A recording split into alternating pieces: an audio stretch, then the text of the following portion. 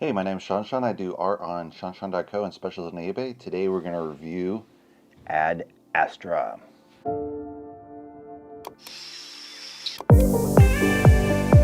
So this is a film by James Gray, a little bit long, 2 hours, 2 minutes, not too bad considering it's a space opera. It has Brad Pitt as Ray McBride, Tommy Lee Jones as his father H. Clifford McBride, Donald Sutherland as Thomas Prout, and Ruth Negga as Helen Lantos. So the story is there's this mission to Neptune to go explore the outer limits of space called Lima. Once they get past a certain point in the galaxy, they're going to be able to signals to outer space without the effects of the sun if they hide behind planets. So this is kind of what they're doing. And along the way, they're kind of filming planets and taking photos of different finds as they go along the mission. They lose connection with the mission, and then for 16 years later, no one knows what happened. Everyone assumes they're lost in space or they crash or something because there's no communication. And then what happens is they start having these electrical waves being sent back to Earth, and they affect the satellites, and people are falling off this space antenna.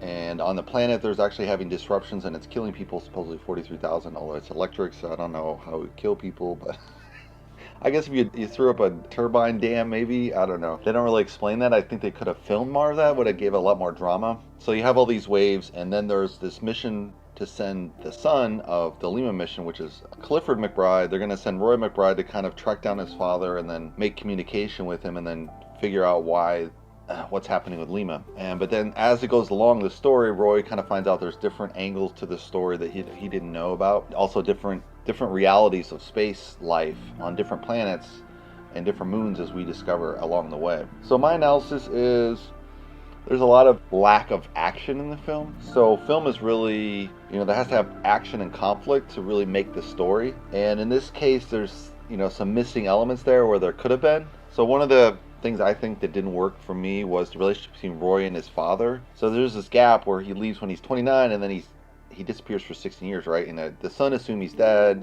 The father's cut off all communication. And then all of a sudden they finds him, and then, there would be this super intense moment, I think, when you meet someone that you from the dead, right? You would just break down emotionally. Roy's this really hardcore astronaut, so they would have kind of that, but still, it's like a human reaction. So I don't think there's that. And also the reaction of Clifford McBride isn't so realistic. I mean, he just says, "Oh, I'm out for myself," which is true, but yeah, it's just something's missing there. I think they could have worked that a little better. Another thing is in one of the acts, the crew is lost, and instead of filming it, they just talk about it, and it's just kind of stupid, I think. Could have had flashbacks where you have like the drama of what happened and why the crew mutinies on Lima, and there's no explanation of this, which would have explained the whole tail end of Act 3 for the Acts 1 and 2, right? Like the whole purpose of going there. And so they don't film that, and I think they really should have filmed the action sequences there. That would have added a lot to the film. One of the cool parts of the film is they have this kind of theme of good versus bad astronauts. So you have kind of Roy's kind of this outstanding noble astronaut,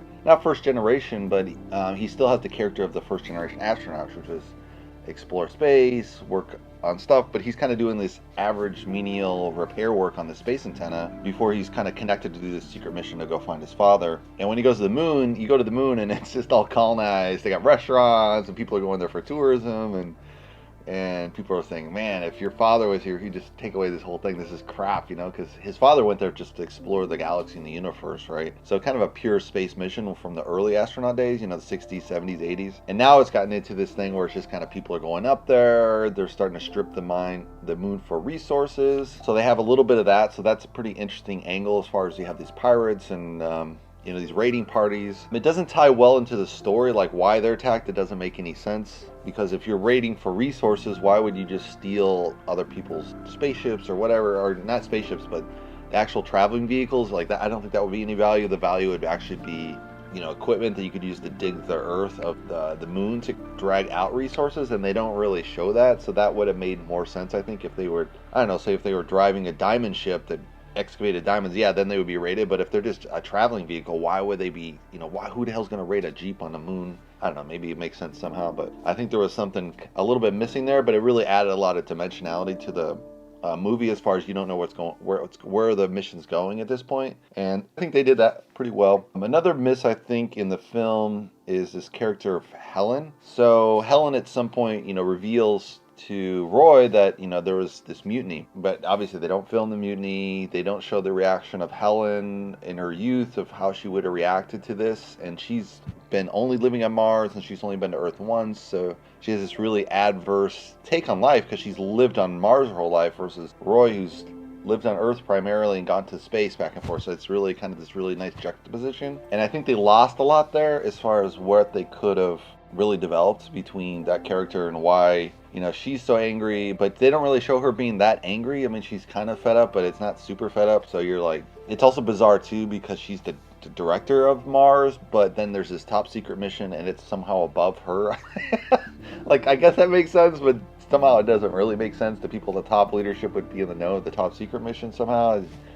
I just don't see that working. Like, how do you run a top secret mission where with this small team and then they have the monster team not knowing about it if the top leader doesn't know about it? So that kind of is a little bit weird. Another miss is, just the overall Lima mission. It really isn't filmed. They have kind of little tiny flashbacks, but I think they really should have shown them taking off and, hey, it was going to be this great mission and and a lot of build up there, and it would have been great at the end because then it would have been like, oh my god, what happened with the Lima mission? It really went astray. And since they cut off that whole beginning, you just you get there, you're like, all right, there's Lima. We finally found it.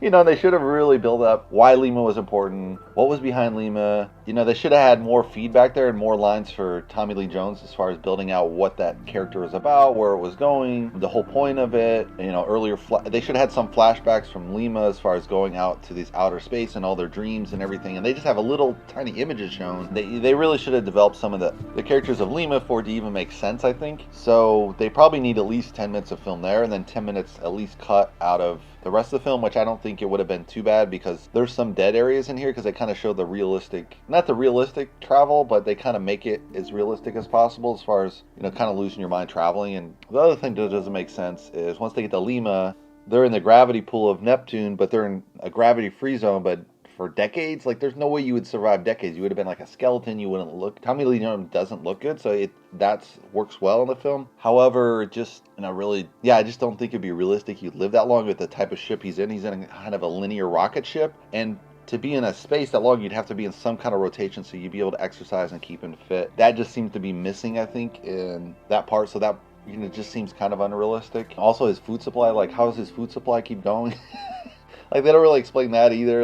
You'd have to be growing your own food or something for it to be realistic so that you could keep going. There's no plants, nothing here. They're skimming through that, overlooking that, but that's kind of doesn't make sense. If you're going for a long mission, you'd have to have they have a pretty large spaceship, but not large enough, I think, to sustain life for that long. It would have been, the spaceship they use just looks like any kind of spaceship you'd use for, interplanetary travel maybe, but not necessarily long distance they're going through the whole galaxy and out into the outer limits. Another thing which was kind of sucky was some of the CGI is lazy. CGI is really great nowadays, and obviously most of this film is going to look fabulous and very beautiful with the photography. However, they have scenes where he's just dangling there and you can tell he's kind of on wires and you're like, dude, this is 1970s shot.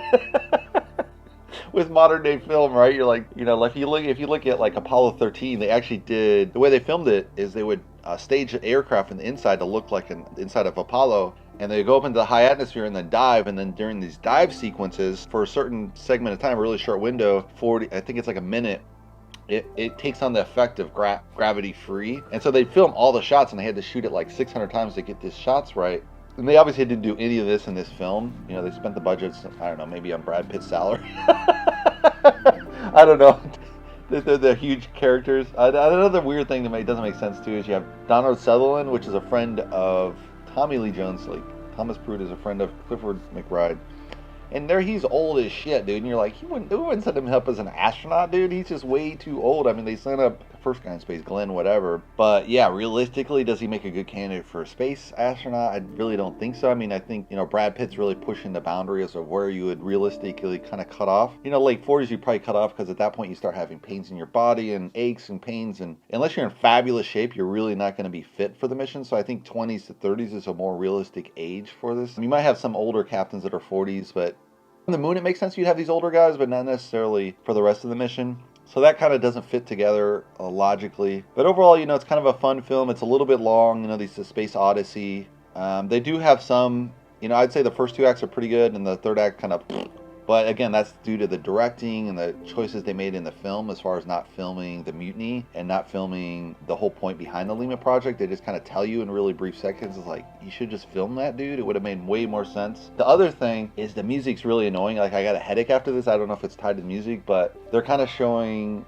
that there's no music through the film, so they have kind of this weird, eerie, kind of spooky music, suspense music, but that kind of got into my head, and I was like, oh, I got this terrible headache afterwards. So I don't know if the film gives you a headache, but the music choices weren't really great. They made sense as far as, kind of a space odyssey realistic feel, that there's a certain kind of music for that, so I guess they stuck to that. But yeah, I might have made a little bit different choices maybe on the music. It was kind of interesting and fun, eerie and whatever, but it's just a little bit too much. They should have had some more rock and roll in there, I think. Anyway, that's my take on the film. Hopefully you guys like it. If you want to subscribe to my channel, subscribe below. And I'll see you in the next movie review. Thanks for watching, guys.